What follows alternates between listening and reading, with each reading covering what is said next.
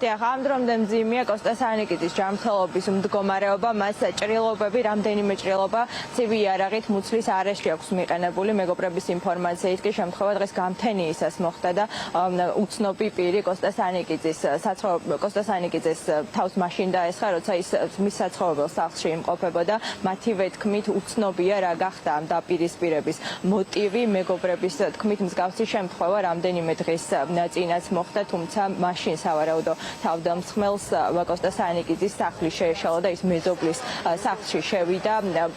მეგობრების თქმით მაშინაც ამ სავარაუდო დამნაშავეს ჰქონდა თან ცივი იარაღი. მაშინ შინაგან საქმეთა სამინისტრო მომხდარზე გამოძიება დაიწყო, თუმცა უწყებას იმ დროს დაკავებული არავის ჰყავდა.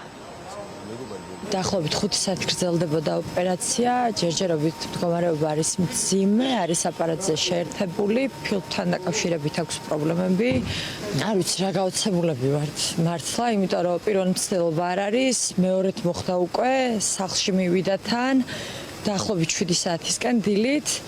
და პირველად როცა იყო მცდელობა სახლი შეეშალა და მეზობელთან შევიდა და ნუ ახლა უკვე ამ ეტაპზე აღარ შეეშალა და თქვენს ნახეთ რაც მოხდა. საერთოდ არაფერი არ ვიცით, ანუ არც თვითონ ის პიროვნება ვინ არის, არც ეგ არ ვიცით, არც მე არ ვიცი, არც კოსტამ არ იცის და ეგ მიზეზი გვაინტერესებდა ყველაზე მეტად მოტივი, რომ რატო ხო, ანუ ადამიანთან როცა მიდიხარ და ესე ხმამაღლა ამბობ, რომ უნდა მოკლა, ანუ რაღაც ხომ და არსებობდეს მიზეზი და ჩვენ საერთოდ არაფერი არ ვიცით. ანუ ერთადერთი რაც ვიცი მე არ ყოფილვარ იქ მაგ დროს, რომ უბრალოდ იგინებოდა, სიტყვაობდა.